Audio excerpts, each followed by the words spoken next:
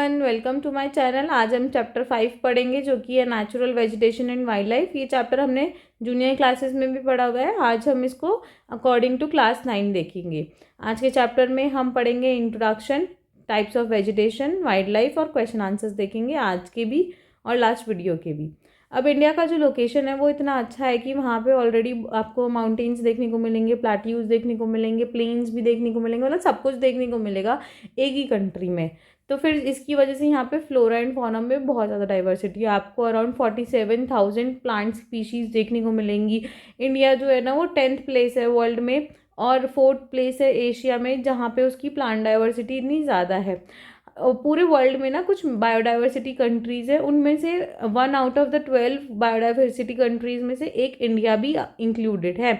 यहाँ पे 15,000 flowering plant देखने को मिल जाएंगे, जो कि वर्ल्ड के 6% हैं। मतलब इतने ज़्यादा फ्लावरिंग प्लांट है कि हम 6% अकेले उगा रहे हैं उनको। यहाँ पे नॉन फ्लावरिंग प्लांट्स भी देखने को मिल जाएंगे, जो कि पोलर एरियाज़ में देखने को मिलते हैं मोस्टली, क्योंकि यहाँ पे हिमालयाज़ है तो वहाँ पे आपको ये सब देखने को मिल जाते हैं। एल्गी, फंजाई और फंड्स देखने को मिल जाएंगे। यहाँ पे 90,000 स्पीशीज़ एनिमल्स की देखने को मिल जाएंगी और फिश और मरीन एनिमल्स की भी बहुत सारी स्पीशीज़ आपको देखने को मिलती है। अब ये क्वेश्चन आता है, नेचुरल वेजिटेशन क्या होता है। नेचुरल वेजिटेशन वही होता है, नेचुरल वेजिटेशन को ना एक और नाम से बोलते हैं वर्जिन वेजिटेशन।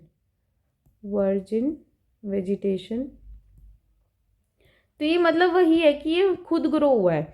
यहाँ पे ह्यूमन ने कुछ नहीं हेल्प करी है, अपने आप ही अपने सेल्फ डिपेंडेंट होकर खुद ग्रो हुआ है। यहाँ पे ह्यूमन का एक भी इन्वॉल्वमेंट नहीं है, इसलिए इसको वर्जिन वेजिटेशन भी बोलते हैं।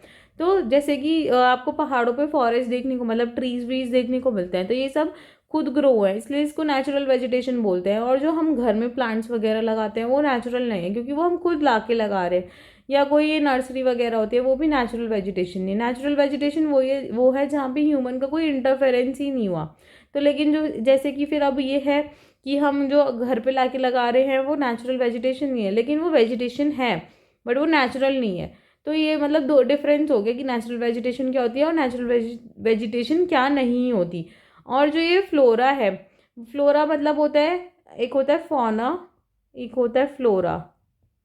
फ्लोरा एंड फौना एक साथ ही बोलते हैं। जो फ्लोरा होता है वो हम प्लांट्स को बोलते हैं और जो फौना होता है वो हम एनिमल्स को बोलते हैं। तो हम इसको मोस्टली फ्लोरा एंड फौना के नाम से डिनोट करते हैं ज्योग्राफी में और ये एनवायरनमेंट वगैरह के सब्जेक्ट्स में। फ्लोरा एंड फौना ही बोला जाता है प्लांट्स और एनिमल्स की जगह।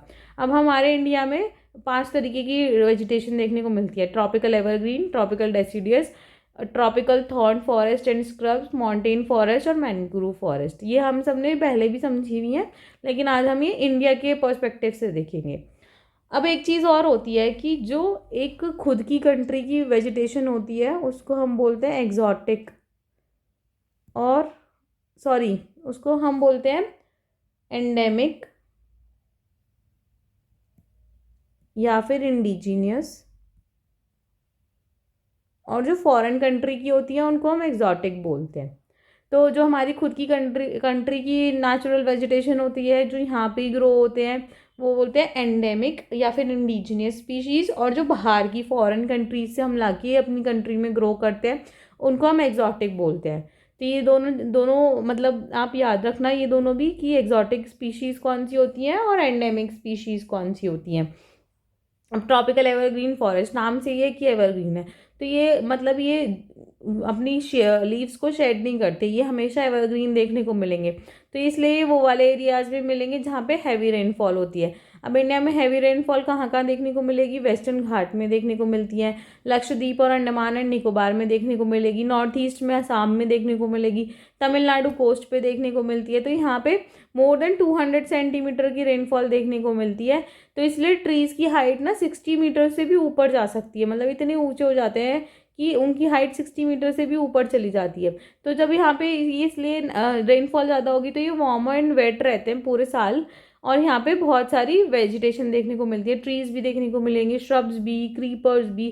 तो यहाँ पे मल्टी लेयर स्ट्रक्चर आ जाता है, क्योंकि मतलब ऐसा तो है नहीं जब सारी प्लांट्स ऐसे मतलब ट्रीज ऐसे उग गए तो ये जब ट्रीज ऐसे उग जाते हैं तो जो इनकी कैनोपी है वो आपस में टकराती है, तो जो नीचे वाले प्लांट्स हैं ना उनके ऊपर सनलाइट नहीं आती, तो वो इनके ऊपर डिपेंडेंट हो जाते हैं, तो उनकी हाइट इतनी बढ़ नहीं पाती। इसलिए यहाँ पे हर तरीके की वेजिटेशन देखने को मिलेगी, ट्रीज भी, श्रब्स भी, क्रीपर्स भी, और ये मल्टीलेयर स्ट्रक्चर में देखने को मिलती है। यहाँ पे शेड तो करते ही नहीं है ये तो ये हमेशा पूरे साल ग्रीन देखने को मिलता है। ये देखो, ये 1.5 मीटर में उग रहे हैं, ये श्रब्स की लेयर आ गई, फिर ये 5 मीटर की हाइट पे जा रहे हैं, फिर ये छोटे छोटे पेड़ आ गए, फिर ये 20 मीटर की हाइट पे आ गए हम, फिर ये कैनोपी की लेयर आ गई। कैनोपी क्या होता है, जो ये ट्रीज का अपर पोर्शन होता है उसको हम कैनोपी कहते हैं। फिर 40 मीटर की हाइट पे आ गई, फिर ये एमरजेंट लेयर हो गई, और मैक्सिमम हाइट दे रखी है 60 मीटर, तो ये इतने ऊंचे हो जाते हैं। तो यहाँ पे सारी हाइट पे प्लांट्स देखने को मिलेंगे, और ये कभी अपनी लीव्स नहीं शेड करते, इसलिए इनको एवरग्रीन फॉरेस्ट बोला जाता है। यहाँ पे कमर्शियली इंपॉर्टेंट जो ट्रीज देखने को मिलते हैं वो मिलेंगे आपको ebony, mahogany, rosewood, rubber, cinchona. Animals में आपको मिल जाएगा elephant, monkey, lemur, deer, one horn rhinoceros आपको देखने को मिल जाएगा आसाम में, वेस्ट बंगाल में। यहाँ पे बर्ड्स भी देखने को मिलेंगी, बैट्स भी, स्लॉथ, स्कॉर्पियंस और स्नेल्स वगैरह भी देखने को मिल जाते हैं। अब है ट्रॉपिकल डेसिडियस। यहाँ पे क्या होता है, यहाँ पे एक पर्टिकुलर मतलब सीजन होता है जहाँ पे ट्रीज अपनी लीव्स को शेड कर देते हैं फॉर 6 to 8 वीक्स। जब समर ड्राई होती है तो तब वो अपनी लीव्स को शेड कर देते हैं। ये मतलब इंडिया में काफ़ी वाइल्ड स्केल पे फैला हुआ है। इनको मॉनसून फॉरेस्ट भी बोलते हैं, क्योंकि ये रेनफॉल 200 सेंटीमीटर से 70 सेंटीमीटर तक जब जहाँ पे रेनफॉल होती है ये वहाँ पाए जाते हैं। और यहाँ पे पानी की अवेलेबिलिटी पे इनको 2 तरीके में डिवाइड करा हुआ है, एक होता है मॉइस्ट, एक होता है ड्राई। जो मॉइस्ट है वो आपको मिलेगा 200 से 100 सेंटीमीटर तक की रेनफॉल तक, इसलिए इसको मॉइस्ट बोला जाता है।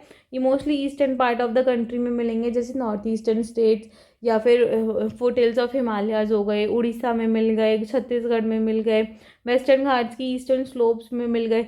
यहाँ पे आपको टीक टीक जो होता है एक वो होता है, टीक फर्नीचर में काम आता है, और ये मतलब ट्री की एक स्पीशीज़ होती है। तो टीक की जो स्पीशीज़ है वो यहाँ पे डोमिनेंट देखने को मिलेगी। बैम्बू, साल, शीशम, सैंडलवुड, खैर, कुसुम, अर्जुन, मलबरी, ये सब इंपॉर्टेंट स्पीशीज़ आपको देखने को मिलेंगी मॉइस्ट में। ये देखो ट्रॉपिकल डेसिडियस फॉरेस्ट की ट्रीज़ ने अपनी यहाँ पे लीव्स शेड कर रखी हैं, तो ये ऐसे दिख रहा है बिना लीव्स का, क्योंकि यहाँ पे एक पर्टिकुलर यहाँ पे लीव्स गिर रही है, क्योंकि यहाँ पे एक पर्टिकुलर ड्राई सीजन होता है। और जो ड्राई डेसिडियस होता है वहाँ पे रेनफॉल आपको 100 से 70, उसमें 200 से 100, मॉइस्ट में इसमें 100 से 70 सेंटीमीटर वहाँ आपको ड्राई डेसिडियस देखने को मिलेगा।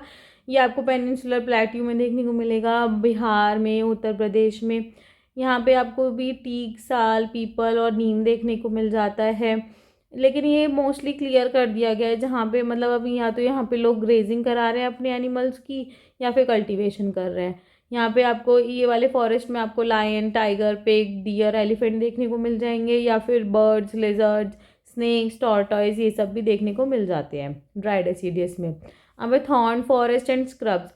थॉर्न फॉरेस्ट वहाँ पे होते हैं जहाँ पे लेस देन 70 सेंटीमीटर की रेनफॉल देखने को मिलेगी। ये आप देखते रहो, ये रेनफॉल पे डिपेंड कर रहा है। सबसे पहले एवरग्रीन, तो वहाँ 200 सेंटीमीटर से ज़्यादा। अब डेसिडियस में 200 सेंटीमीटर से 70 सेंटीमीटर के बीच में, 200 सेंटीमीटर से कम कम। अब ये लेस देन 70 सेंटीमीटर है, तो यहाँ पे थॉर्नी बुशेस देखने को मिलेंगे। ये नॉर्थ वेस्टर्न पार्ट में देखने को मिलेगा, जैसे कि राजस्थान, गुजरात, मध्य प्रदेश, जहाँ पे एरिड रीजन्स होते हैं वहाँ पे। यहाँ पे आपको पाम्स, कैक्टाई, अकेशियाज, ये सब देखने को मिलेंगे। ट्रीज जो होते हैं वो लगातार नहीं होते, वो बहुत दूर दूर होते हैं, और जो उनकी रूट्स होती हैं वो डीप इन द सॉइल होती हैं, ताकि उनको मॉइस्चर रहे, ताकि वो मतलब एकदम से अपना मॉइस्चर लूज़ ना कर पे। और जो इनकी स्टेम्स होती हैं वो भी सक्लेंट होती हैं, वो अपने अंदर पानी को स्टोर कर पाती हैं और कंजर्व कर पाती हैं, जिसकी वजह से उनकी लीव्स भी थिक होती है और इवेपोरेशन कम होती है। फिर जब इवेपोरेशन कम होएगी तो वो प्लांट्स अपने अंदर पानी ज़्यादा स्टोर कर पाएंगे, ताकि वो ज़्यादा टाइम तक जिंदा रहें, वरना वो मर जाएंगे। कैक्टस में भी इसलिए थॉर्नी बुशेस होती हैं, मतलब थॉर्न्स होते हैं, ताकि वो अपने अंदर मतलब पानी को स्टोर करें। वो बहुत कम ट्रांसपिरेशन करते हैं, मतलब लॉस ऑफ वाटर बहुत कम होता है ऐसे प्लांट्स के अंदर। जब थॉर्न फॉरेस्ट और स्क्रब्स आपको एरिड एरियाज में देखने को मिलेंगे तो वहाँ पे जो आपको एनिमल्स देखने को मिलेंगे वो कैमल्स देखने को मिलते हैं, horses, wild ass, lion, tiger, wolf, fox, rabbits, mice, ये सब देखने को मिलेंगे। ये देखो थॉर्नी बुशेस वगैरह, ये कैक्टस, कैक्टस में तो बहुत मतलब पिन टाइप ऐसा लगता है, पिन लग रहे हो, चुभता है बहुत ज़्यादा। माउंटेन फॉरेस्ट अभी माउंटेन्स में देखने को मिलेंगे आपको। यहाँ टेम्परेचर डिक्रीज होता रहता है, एल्टीट्यूड जैसे जैसे इंक्रीज होता है, जैसे जैसे ऑल्टीट्यूड इंक्रीज हुआ टेम्परेचर कम होता रहता है। ये तो हमने ऑलरेडी फीचर पढ़ा हुआ है। तो सॉरी, तो जैसे जैसे हाइट बढ़ती है वैसे वैसे यहाँ की मतलब स्पीशीज़ चेंज होती रहती हैं। यहाँ पे अगर नीचे की साइड, ग्राउंड की साइड, यहाँ पे आपको ट्रॉपिकल और मतलब ये जैसे ग्राउंड की साइड है यहाँ पे आपको ट्रॉपिकल स्पीशीज़ देखने को मिलेगी। जैसे जैसे आप ऊपर जाओगे तो आपको टुंड्रा स्पीशीज़ देखने को मिलेंगी। टुंड्रा मतलब वही जो पोलर एरियाज में देखने को मिलती है। तो लेकिन पहाड़ों में भी वही वाला सीन हो जाता है ना कि टेम्परेचर कम होता जा रहा है, तो वैसे ही ट्रॉपिकल से टुंड्रा तक की आपको स्पीशीज़ देखने को मिलेंगी। अगर आपको हाइट है 1000 से 2000 मीटर तक की, तो वहाँ आपको वेट टेम्परेट वाला सीज़न देखने को मिलता है, वेट टेम्परेट वाली स्पीशीज़ देखने को मिलती है। तो एवरग्रीन ब्रॉड लीफ ट्रीज देखने को मिलेंगे यहाँ पे, आपको ओक्स देखने को मिलेंगी, चेस्टनट देखने को मिलेगी। उसके बाद 1500 से 3000 मीटर में आपको टेम्परेट फॉरेस्ट भी देखने को मिलेगा और कॉनिफरस फॉरेस्ट भी देखने को मिलेगा। तो यहाँ पे आपको फिर पाइन, डियोडर, सिल्वर फिर, स्प्रूस, सिदार, ये सब देखने को मिलेंगी। ये मोस्टली सदर्न स्लोप में होता है हिमालयाज में और नॉर्थ ईस्ट इंडिया में। ये देखो ये टाइप्स ऑफ माउंटेन फॉरेस्ट के टाइप्स की different types of plant trees लगे हुए हैं। ये दोनों सेम है, ये दोनों सेम है। अब उसके ऊपर जाओगे तो वहाँ पे टेम्परेट ग्रासलैंड देखने को मिलेगा, और अगर आप उसके भी ऊपर जाओगे तो टेम्परेट फॉरेस्ट और ग्रासलैंड जो होता है वो गायब हो जाता है और एल्पाइन वेजिटेशन आ जाती है। वहाँ आपको सिल्वर फिर, जूनिपर्स, पाइन्स, बर्चेस, ये सब देखने को मिलेगी। अब क्या होता है कि जब आप इनसे मतलब एंड में जाकर ना, मतलब जैसे जैसे जैसे आप हाइट पे जाओगे तो प्लांट्स की हाइट कम होती चली जाती है। जब आप ग्राउंड पे रहते हो तो प्लांट्स की हाइट अच्छी खासी देखने को मिलती है। जैसे जैसे आप ऊपर जाते ऑल्टीट्यूड इंक्रीज होता रहता है, वहाँ आपको श्रब्स और स्क्रब्स देखने को मिलेंगे, मतलब ग्रास लैंड आ जाता है। अल्पाइन वेजिटेशन में अल्पाइन ग्रास लैंड देखने को मिलेगा। ट्रीज वगैरह कम हो जाएंगे, श्रब्स वगैरह बढ़ जाते हैं। तो इसलिए जिसकी वजह से यहाँ पे आपको नोमैडिक ट्राइब्स देखने को मिलेंगी, जैसे गुज्जर्स हो गई, बकरवाल्स होते हैं। यहाँ पे ये लोग अपने कैटल को लेकर आ जाते हैं ग्रेजिंग कराने के लिए। तो इसलिए ये मतलब नोमैडिक ट्राइब्स देखने को मिलती हैं यहाँ पे। और उसके ऊपर भी अगर आप जाओगे तो वहाँ पे आपको मॉसेस और लाइकन्स देखने को मिलते हैं, टुंड्रा वेजिटेशन में आते हैं ये सब भी। और यहाँ पे जो कॉमन एनिमल्स आपको देखने को मिलेंगे वो होगा कश्मीर स्टैग हो गया, स्पॉटेड डियर हो गया, jack rabbit, Tibetan antelope, snow leopard, squirrels देखने को मिलती हैं, रेड पांडा भी देखने को मिलता है, शीप देखने को मिलते हैं जिनको ट्राइब्स ग्रेज कराती हैं, गोट्स देखने को मिलती हैं। लेकिन जो गोट्स नॉर्मल गोट्स होती हैं और जो पहाड़ वाली गोट्स होती हैं उनमें भी बहुत डिफरेंस होता है। फिर आते हैं हमारे मैंग्रोव फॉरेस्ट। मैंग्रोव फॉरेस्ट वही होते हैं जो बहुत ज़्यादा मतलब पानी वाले वेट स्वैम्पी एरियाज में मिलते हैं आपको। तो यहाँ पे ना मतलब ये कोस्ट पे ही देखने को मिलेंगे और ये टाइड से इन्फ्लुएंस होते हैं। तो यहाँ पे बहुत ज़्यादा आपको मड और सिल्ट देखने को मिलती हैं। यहाँ पे बहुत सारी रूट्स देखने को मिलती हैं। मोस्टली जो रूट्स प्लांट्स होते हैं वो पानी के अंदर सबमर्ज्ड हुए हुए मिलते हैं। तो ये गंगा जो डेल्टा बनाती है, सुंदरबन डेल्टा, वहाँ आपको देखने को मिलेंगे। महानदी डेल्टा पे, कृष्णा डेल्टा पे, गोदावरी डेल्टा पे, कावेरी डेल्टा पे। तो ये वाली मैंग्रोव फॉरेस्ट आपको उस वाले डेल्टा पे देखने को मिलेंगे। सुंदरबन डेल्टा पे का तो आपको सुंदरी ट्रीज देखने को मिलते हैं, जहाँ पे सुंदरी ट्रीज से आपको मतलब टिम्बर देखने को मिलेगी, प्रोवाइड करते हैं सुंदरी ट्रीज हमें टिम्बर, वो भी हार्ड टिम्बर होती है। यहाँ आपको पाम, कोकोनट, अगर, ये सब भी कोई कहीं आपको देखने को मिल जाती है। यहाँ पे royal Bengal tiger famous animal है सुंदरबन डेल्टा में। टर्टल्स भी, क्रोकोडाइल्स भी, घड़ियाल्स भी, घड़ियाल्स काइंड ऑफ मतलब ये दोनों क्रोकोडाइल, घड़ियाल्स भी क्रोकोडाइल की तरह ही देखने को लगता है, लेकिन थोड़ा डिफरेंस होता है दोनों के अंदर। और स्नेक्स भी देखने को मिलेंगे यहाँ पे मैंग्रोव फॉरेस्ट में, ये ऐसा देखने को मिलता है। इनको हम बोलते हैं स्टिल्ट रूट्स। ऐसी जो ये रूट्स हैं ये अब आगे पढ़ेंगे। ये बोलती है स्टिल्ट रूट्स होती हैं ये मोस्टली सबमर्ज्ड होता है वाटर के अंदर। ये देखो इंडिया की वेजिटेशन, ट्रॉपिकल एवरग्रीन, जहाँ ज़्यादा ज़्यादा बारिश होती है वहाँ ट्रॉपिकल एवरग्रीन, अंडमान निकोबार, लक्षद्वीप, अंडमान निकोबार, लक्षद्वीप। और यहाँ ये आपको डेसिडियस देखने को मिल जाएगा नॉर्दर्न प्लेन्स में और डेक्कन में। ये ट्रॉपिकल थॉर्न वेस्टर्न साइड देखने को मिलेगा, माउंटेन फॉरेस्ट पहाड़ों पे देखने को मिलता है इधर इधर।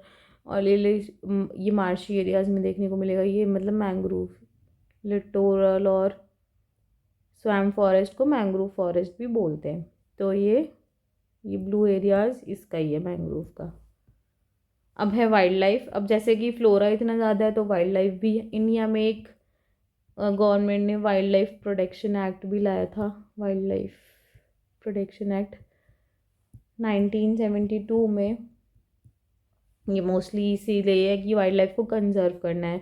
जैसे फ्लोरा को हम कंजर्व करते हैं वैसे ही हमें फौना का भी कंजर्व करना है। यहाँ पे इंडिया में अराउंड 90,000 एनिमल स्पीशीज़ हैं, 2,000 स्पीशीज़ उसमें से बर्ड की भी हैं। हम मतलब वर्ल्ड की 2,000 स्पीशीज़ हैं वो वर्ल्ड की 13% है, 13% है। इतनी सारी स्पीशीज़ हैं इंडिया में। 2546 स्पीशीज़ फ़िश की भी मिलेंगी, वो 12% है वर्ल्ड के स्टॉक में से। और 5 to 8% हमारा वर्ल्ड के एम्फीबियंस भी हैं, रेप्टाइल्स हैं, मैमल्स हैं। यहाँ पे आपको एलिफेंट्स देखने को मिलेगा जो कि एक मैमल है। Like mammals are like they give birth to their young ones. मतलब वो ऐसे एग्स नहीं ले करते, वो बर्थ देते हैं यंग वंस को। यहाँ पे आपको हॉट वेरेस्ट ये जो एलिफेंट्स हैं ये आपको आसाम में देखने को मिलेंगे, कर्नाटका में, केरला में। वन हॉर्न राइनोसोरस देखने को मिलेगा आपको आसाम में, वेस्ट बंगाल में। और आपको वाइल्ड आइस देखने को मिल जाएगा रन ऑफ कच्छ में, थार डेजर्ट में। और कैमल्स भी देखने को मिलेंगे। इंडियन बाइसन देखने को मिलता है, नीलगाय, चौसिंगा बहुत एक मतलब 4 हॉर्न्ड एंटीलोप है, काफ़ी सुंदर लगता है देखने में। गैज़ल, ये सब आपको देखने को मिलेगा इंडिया में। मतलब बहुत सारी स्पीशीज़ मंकी की भी देखने को मिल जाएगी यहाँ पे। बहुत आपको टाइगर भी देखने को, मतलब इंडिया एक इकलौती ऐसी कंट्री है जहाँ पे आपको दोनों चीज़ देखने को मिलेंगी, टाइगर भी और लायन भी। और इनका इंडियन लायन का जो नेचुरल हैबिटेट है वो आपको गिर फॉरेस्ट में देखने को मिलता है गुजरात में। टाइगर्स आपको मध्य प्रदेश में मिल जाएंगे, सुंदरबंस में मिल जाएंगे, हिमालयाज़ में देखने को मिल जाएंगे। लेपर्ड्स भी आपको देखने को मिल जाएंगे ये। और जो हिमालयाज़ है वो तो बहुत सारे एनिमल्स को मतलब ऐसे अपने अंदर हैबिटेट प्रोवाइड कराता है। एक्सट्रीम कोल्ड में भी यहाँ पे आपको बहुत सारे एनिमल्स देखने को मिलेंगे, जैसे कि स्नो लेपर्ड हो गया, याक हो गया, वाइल्ड ऑक्स हो गई। ये सब आपको मतलब हिमालयाज़ में देखने को मिलेगा। Blue sheep, wild sheep, kiang, ये सब आपको हिमालयाज़ के ठंडे एरिया में देखने को मिलता है। इंडिया में बहुत सारे वाइल्ड लाइफ रिजर्व्स भी हैं, जैसे कि डस्टीगम, राजाजी, कॉर्बेट, सरिस्का, कोलेडियो, दुधवा, रणथंबोर, शिवपुरी, गिर, संजय गांधी, कंवल, पोचारम। ये वाइल्ड लाइफ सेंचुरी हैं। रेड वाली बर्ड सेंचुरी ये स्टार वाली हैं और ये बॉक्स वाली है नेशनल पार्क। तो ये इंडिया में बहुत सारी वाइल्ड लाइफ रिजर्व्स भी हैं। अब इंडिया के रिवर्स, इन जो रिवर्स वगैरह में है वो आपको वहाँ पे आपको टर्टल्स, क्रोकोडाइल्स और घड़ियाल्स देखने को मिल जाएंगे। और बर्ड भी बहुत ज़्यादा मतलब डिफरेंट टाइप्स ऑफ बर्ड्स भी देखने को मिलेंगी यहाँ पे। Peacocks, pheasants, ducks, parakeets, cranes. Pheasant तो बहुत ही सुंदर होती है, पिजन्स, और बहुत सारी बर्ड्स देखने को मिल जाएंगी। हमने कुछ क्रॉप्स को मतलब हम कुछ क्रॉप्स ऐसी हैं जो एडिबल हैं तो हमने उन्हें सेलेक्ट करा है, उन्हें हम उगाते हैं। कुछ क्रॉप्स ऐसी हैं जो मेडिसिनल हैं, जैसे कि इंडिया में ऑलरेडी इतना ज़्यादा आयुर्वेदा वगैरह चलता है तो हम ऑलरेडी 2,000 के करीब ऐसी प्लांट्स हैं जो हम मेडिसिनल में प्लांट्स माने जाते हैं आयुर्वेदा में। उसमें से अराउंड 500 तो हमारे रेगुलर यूज़ में भी हैं, जैसे कि तुलसी हो गई। तुलसी को हम यूज़ करते हैं कफ़ और कोल्ड और कफ़ में। बबूल हो गया, बबूल को हम आई सोर्स हो जाती है तो फिर उसमें इस्तेमाल करते हैं। गम, उसके जो गम होते हैं बबूल के, उसको हम टॉनिक की तरह यूज़ करते हैं। सर्पगंधा तो एक बहुत स्पेशलिटी है, वो सिर्फ इंडिया में ही मिलती है सर्पगंधा, और ये हमारे ब्लड प्रेशर को कंट्रोल करती है। नीम हो गई, नीम एक एंटीबायोटिक और एंटीबैक्टीरियल है। तो ये सब हमारे मतलब हम बहुत पुराने टाइम से ये सब चीज़ें यूज़ करते रहा है एज अ मेडिसिनल पर्पज़। साथ में ना माइग्रेटरी बर्ड्स होती हैं। माइग्रेटरी बर्ड्स क्या होती हैं कि मतलब वो ना एक कंट्री से दूसरी कंट्री जाती हैं अकॉर्डिंग टू सीज़न। तो इंडिया में माइग्रेटरी बर्ड्स देखने को मिलेंगी, जैसे कि साइबेरियन क्रेन। साइबेरियन क्रेन ये ठंड में मिलेगी। ये ठंड में आपको साइबेरियन क्रेन इंडिया में आती हुई मिलेगी, और बहुत ज़्यादा लार्ज नंबर्स में फ्लैमिंगो देखने को मिलती है। फ्लैमिंगो ये आपको रन ऑफ कच्छ में देखने को मिलेगी। ये वहाँ पे अपना नेस्ट बनाती हैं और अपने बच्चों को पालती हैं। तो वो ये मतलब बहुत सारी स्पीशीज़ ऐसी हैं कि हमारे मतलब काम की होती हैं, जैसे कि इंसेक्ट्स हो गए, वो पॉलिनेशन कराते हैं ताकि मतलब दूसरी क्रॉप्स भी ग्रो, फ्रूट्स ग्रो हों। तो सबका स्पीशीज़ का अपना अपना रोल होता है। और जो हनी बीज़ हैं वो हनी प्रोवाइड कराती हैं। तो सब स्पीशीज़ का अपना अपना रोल होता है। तो लेकिन लोगों ने इतना ज़्यादा एक्सप्लॉइट कर लिया, तो अब उनकी कंजर्वेशन की नीड आ गई है। 1300 प्लांट स्पीशीज़ कम से कम जो ऐसी हैं जो एंडेंजर्ड हैं। 20 स्पीशीज़ तो एक्सटिंक्ट ही हो गई हैं, कि मतलब गायब ही हो गई हैं। कुछ प्लांट एनिमल की स्पीशीज़ भी एंडेंजर्ड है, कुछ एक्सटिंक्ट हो गई हैं, जैसे डायनासोर हो गया। और भी मतलब बहुत सारी स्पीशीज़ हैं कि जो एक्सटिंक्ट हो गई। तो ये जो मेन चीज़ है वो यही है कि हम हंट करते हैं और अपने कमर्शियल पर्पज़ के लिए यूज़ करते हैं। अगर हम वो ना करें तो बहुत सारी स्पीशीज़ का मतलब नंबर इंक्रीज़ हो जाए। पॉल्यूशन करते हैं, इंडस्ट्रियल वेस्ट निकालते हैं, जिसकी वजह से जो हमारा मरीन में एनिमल्स होते हैं, मरीन स्पीशीज़ होती हैं, उनको बहुत ज़्यादा नुकसान होता है। पेड़ काटते हैं, फॉरेस्ट काट देते हैं, जिसकी वजह से वो लोग अपना मतलब घर घर उनका ख़त्म हो जाएगा जब हम फॉरेस्ट काट देंगे। तो जब उनका घर ख़त्म हो जाएगा तो वो मैन एनिमल कॉन्फ्लिक्ट होने लगती है, तो लोग उन्हें मार देते हैं। तो इसलिए हमें मतलब हम ही ये चीज़ें कर रहे हैं कि मैन एनिमल कॉन्फ्लिक्ट हो। हम ही फॉरेस्ट इतना काट रहे हैं, हम ही ओवर एक्सप्लॉइट कर रहे हैं चीज़ों का, जिसकी वजह से ये सब होता है कि एनिमल स्पीशीज़ कम होती जा रही हैं। अब हमें उनकी कंजर्वेशन करनी चाहिए। अब सरकार ने कुछ कुछ स्टेप उठाए हैं उनके कंजर्वेशन के लिए, जैसे कि 18 बायोस्फीयर रिजर्व्स बनाए हैं ताकि हम अपने फ्लोरा और फौना को प्रोटेक्ट कर सकें। उस 18 में से जो 12 हैं वो तो world network of biosphere reserves में भी आते हैं, जैसे कि सुंदरबंस हो गया, नंदा देवी, गल्फ ऑफ मन्नार, नीलगिरी, नोकरे, ग्रेट निकोबार, सिमलीपाल, पंचमरी, अचनाकमार, अमरकंटक, अगस्त्यमलाई, कंचनजंगा, पन्ना, ये सब world network of biosphere reserves में भी आ गए हैं। फाइनेंशियल और टेक्निकल असिस्टेंस दी जा रही है ताकि बोटेनिकल गार्डन्स को प्रमोट किया जाए, ताकि वहाँ पे स्पीशीज़ को मतलब सेव किया जाए। प्रोजेक्ट टाइगर स्टार्ट करा था 1973 में, प्रोजेक्ट नारिनो, project great Indian bustard. Great Indian bustard के लिए तो बहुत मतलब ऐसे काम चल रहा है कि उनको वो प्रोटेक्ट करा जाए। और बहुत सारे नेशनल पार्क, जैसे 103 national parks, 563 wild life sanctuaries और जूलॉजिकल गार्डन्स भी सेटअप किए गए हैं ताकि हम अपना नेचुरल हेरिटेज को सेव कर सके। लेकिन मेन चीज़ ये है कि हमें खुद ये रियलाइज़ करना पड़ेगा कि जो हमारा नेचुरल इकोसिस्टम है उसकी इम्पोर्टेंस क्या है, वो हमारे सर्वाइवल के लिए कितना ज़्यादा इम्पॉर्टेंट है। अगर हम उसको रियलाइज़ नहीं करेंगे तो इन सब चीज़ों का भी कोई मतलब नहीं होगा। अगर हम ये डिस्ट्रक्शन खुद रोक दें नेचुरल एनवायरनमेंट का, तो सब चीज़ें अपने आप ही धीरे धीरे रिकवर होने लगेंगी। ये देखो, ये हैं बायोस्फीयर रिजर्व्स, जैसे कि कोल डेजर्ट हिमाचल प्रदेश में, Nanda Devi, Kachchh, Pachmarhi, Panna, Achanakmar, Amarkantak, Nilgiri, Agasthyamalai, gulf of Mannar, great Nicobar, Seshachalam, Similipal, Sundarbans, Nokrek की 18 हैं 18 बायोस्फीयर रिजर्व्स इंडिया में। दिहांग, दिबांग, मानस, दिब्रू साइकोवा, कंचनजंगा। अब आज के क्वेश्चन आंसर्स देख लेते हैं। To which one of the following types of vegetation does rubber belong to? Tundra, tidal, Himalayan, tropical, evergreen. Cinchona trees are found in the areas of rainfall more than 100 centimeter, 50 centimeter, 70 centimeter, less than 50 centimeter. In which of the following state is the Simlipal Biosphere Reserve located? Punjab, Delhi, Odisha, West Bengal. Which of one of the following biosphere reserve of India is not included in the world network of biosphere? Manas, Nilgiri, Gulf of Mannar, Panna. कल के answers हैं ये। Which one of the following places receive highest rainfall in the world? Mawsynram. The wind blowing in the northern plains in summer is known as loo. बहुत ही local मतलब बहुत ही गर्म wind होती है लू। तो Monsoon arrives in India approximately in early June. Which one of the following characterizes the cold weather season in India? Warm days and cold nights. Thank you for watching my video. अगर आपको मेरी video पसंद आती है तो like share and subscribe करें, और अगर आपको मेरी वीडियो पसंद नहीं आती तो डिसलाइक करके मुझे रीज़न बताएं, बट फीडबैक ज़रूर दें, और आज की आंसर्स कमेंट बॉक्स में बताएं। Thank you.